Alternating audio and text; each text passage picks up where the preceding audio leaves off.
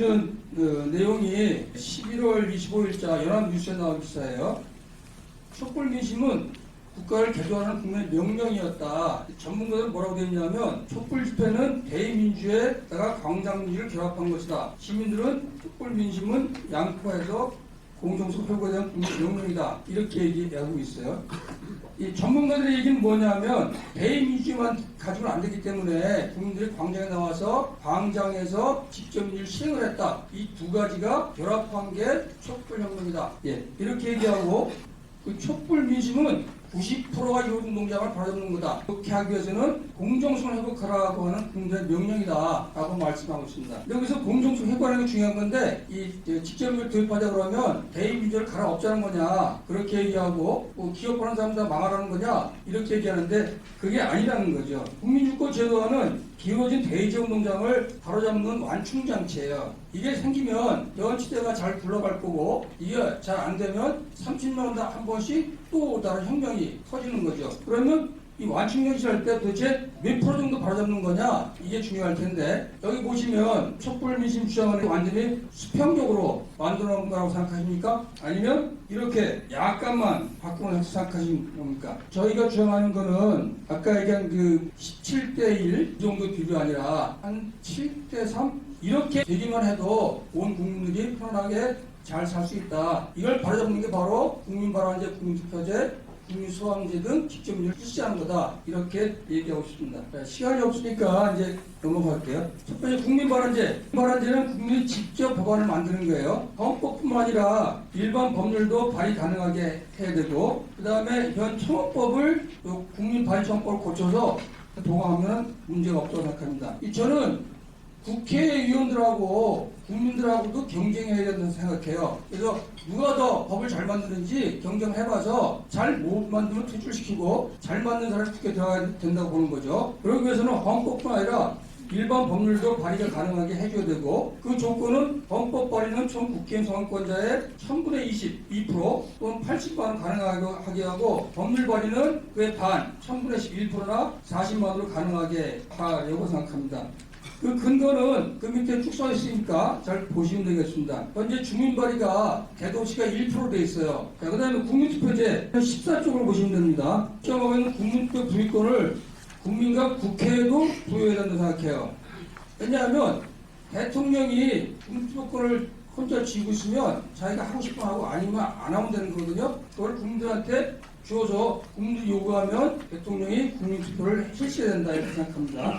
국가 주요 정책에 개정을 추가해가지고 일정 이상이 들어간 예산은 무기도 또는 국제사업 국민투표로 한다. 국가 주요 정책에 대한 국민투표 요건을 국민에도 부여한다. 장기 기획 법률화에 대해서 국회의원에게 국민투표 부의권을 부여한다. 이게 무슨 얘기냐면 국회에 좋은 법을 만들어놔도 과반수가 안 되면 60%는 통과가 안 돼요. 그럴 경우에 좋은 법은 다시 한번 국민들이 판단할 수 있도록 국회의 3분의 1이 연동해서 국민투표를 요구하면 국민투표를 붙여서 국민이 결정하도록 하는 거죠. 이럴 경우 국민투표 실시를 명하는 기관은 대통령이 아니라 국회 또는 선관위가 돼도 괜찮겠다 이렇게 생각을 합니다. 국민투표 요구는 총 국회 정원권자의 1% 또는 40만원 가능하게 하고 싶은데 그 근거는 뭐냐면 국민투표 법적 효력이 법률과 같으므로 국민투표 요건을 법률 발의권과 똑같게 1%나 40만원으로 제한하고요. 참고로 보면은 스위스, 헝가리, 덴마크 이런 경우에서 비슷한 조건으로 하고 있습니다. 국민소환제, 이 국민소환제는 얘기가 너무 많아요. 그러니까 이거 뭐 요약하면 그런 거예요. 그 중앙선거관리위원회에서 지난 10년간 주민 소환 투표를 해봤더니 별 무리 없이 잘 굴러가더라. 연간 8건 정도 했고 그리고 소환이 제일 많은 게 18건이었는데 그 중에서 실제로 간 건 2건밖에 없었다. 그러니까 별로 문제가 안 된다. 그런 얘기예요. 소환 대상을 1차는 국회의원으로 하고 2차는 현재 탄핵 대상되어 있는 고위공무원을 확대한다. 지금 국회의원들에 대해서는 탄핵도 할 수가 없어요. 어떤 것도 할 수 없기 때문에 국민들 불만이 굉장히 많습니다. 두 번째, 소환투표 개시 요건은 직접 유효 투표 총수의 100분의 15% 한다. 소환 확정 조건은 직접 유효 투표 총수 3분의 1 이상 투표를 해서 그 투표 한수의 과반수로 한다. 이렇게 생각하고 있습니다. 국민소환제 하면 3분의 1 투표를 해서 과반수로 한다고 그러는데 3분의 1 투표는 주민소환제 해본 결과로 볼 때 이게 좀 잘 작동이 안 돼서 무리가 많아요. 현재 주민소환제 쪽에서도 20% 낮추는 의견이 있고 제가 쭉 계산해 보니까 20에서 25% 정도 총 선거권자 투표수가 아니라 선거한 사람들로 쳐서 그 정도가 나온다고 보는 거죠. 총 투표 홍보 비용 등은 국가에 부담해야 된다. 이게 현재 우리나라 주민소환법은 이 개인이 다 하게 돼 있어요. 그게 힘들어요. 그래서 국가에서 전적으로 지원해서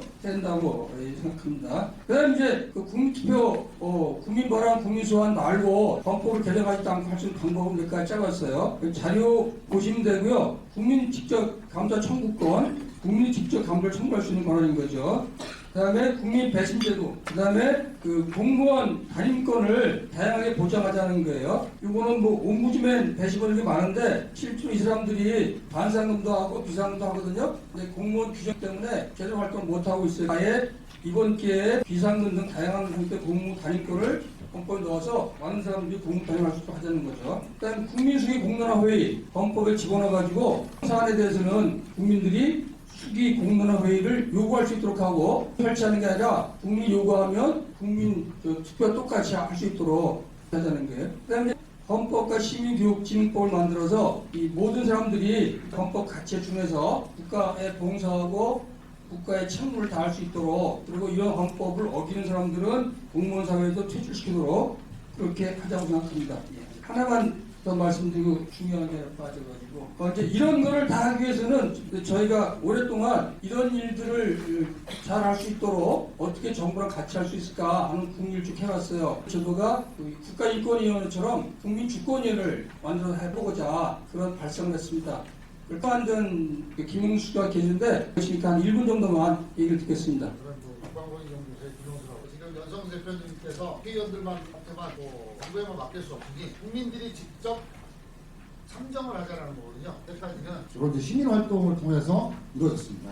시민 활동으로 하는 게 한계가 있거든요. 왜냐하면 그래서 그거를 국가 기관이 주도해야 된다. 그래서 국민주권위원회를 만들자고 한 거고요. 그래서 국민주권위원회에서는 여태까지 대표님께서 말씀하신 모든 것들을 지원하는 걸로 가자는 겁니다. 구체적인 방안에 대해서는 지금 현재 청원 제도가 국민권익위원회, 국민고충 처리국이 있습니다.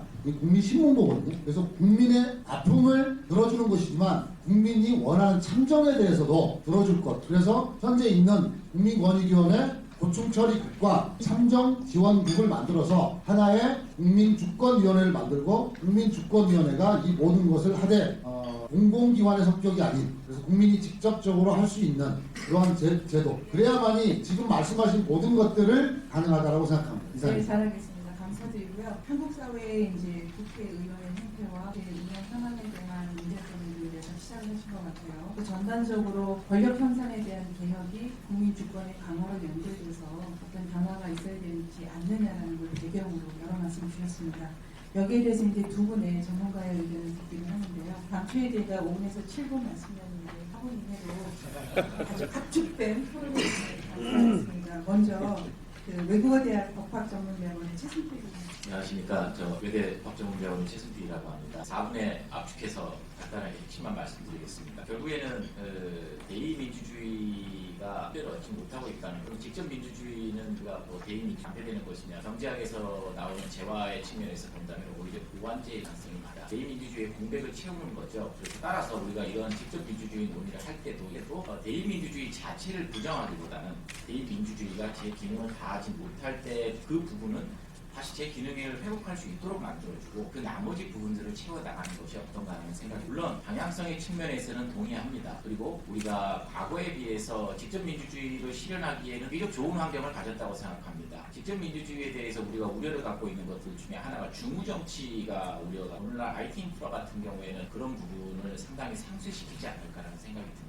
우리나라 정보공개제도는 거의 세계에서 유례를 찾아볼 수 없을 만큼 대단히 강력하고 대단히 활용성이 높은 제도이기 때문에 그런 제도들로 인프라의 하부 인프라를 구성하고 있지 않을 생각이 듭니다. 이와 관련해서 제가 독일 이야기를 잠깐 해보겠습니다. 제가 특별히 독일을 선호하는 건 아니고요. 독일이 비교적 이런 참여 시스템을 좀 잘 만들어놨습니다. 그렇게 잘 만들어놓은 이후에는 독일이 우수한 민족이라서 그런 건 아니고요. 독일 자체가 기본적으로 문화가 좀 느립니다. 우리의 문화는 대단히 빠른 형태를 취하고 있죠. 특히 근대화 이후에. 따라서 우리에게 독일식의 직접 민주주의 제도가 과연 맞느냐라고 봤을 때 100% 맞다고 보지는 않습니다. 우리는 독일보다 삶의 변화 속도가 대단히 빠르기 때문이죠.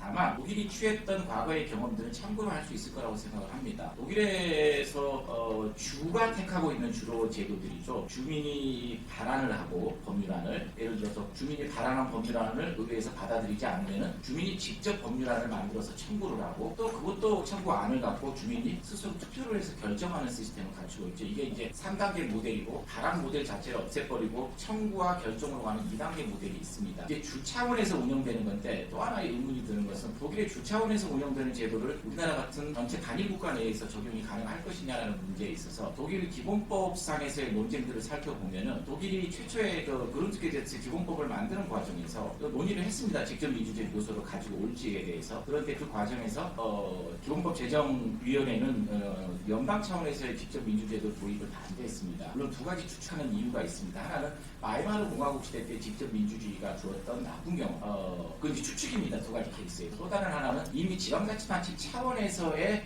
직접 민주주의가 잘 구현되고 있기 때문에 연방 차원까지 갈 필요가 없다는 생각을 했고요. 이 근저에는 독일이 상당히 많은 부분의 권한을 지방에 분권화시켰다는 배경이 있습니다. 그래서 결론적으로 제가 말씀드리면요, 직접 민주주의에 대한 방향성은 맞고요. 그렇다고 해서 대의제 민주주의 자체를 부정해서는 안 되고요. 대의제 민주주의가 못하는 부분 을 우리가 골라내는 것이 중요하고요. 또 하나가 우리가 이 차제에 지방 분권화와 직접 민주주의의 활성화 내지는 도입의 문제를 연동시켜서 지방의 권한을 주고 난 다음에 지방 차원에서 보다 많은 직접 민주주의가 이루어질 수 있도록 하고, 중앙정부 차원에서의 직접 민주주의는 말씀드렸던 것처럼 대의제의 보완제 측면에서 운영하면 어떨까라는 생각입니다. 후원자 말씀도 혁신과 개혁의 정도의 차이지 방향성에 대해서는 우리가 동의하는 바가 있는데 토론의 내용을 다 살려드리는 생각이 들고요. 두 번째 토론 말씀 듣도록 하겠습니다. 아주대 법학대학원의 우동수 사부님의 네, 알겠습니다. 그 앞에 최 교수님하고 입장이 좀 비슷하긴 합니다. 그 직접민주주의 제도를 강조해야 될 시점인 거는 뭐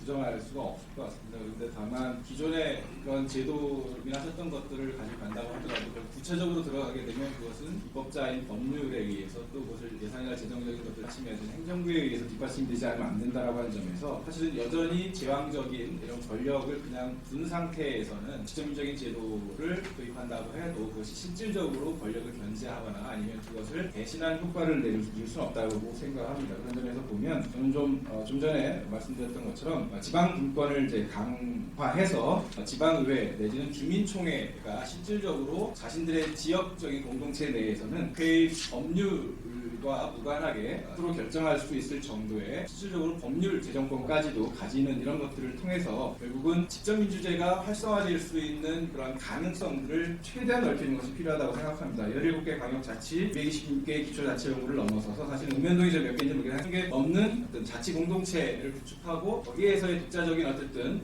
그런 결정권이 이루어진다고 한다면 거기에서 직접적인 참여라고 하는 것이 활성화되는 상황에서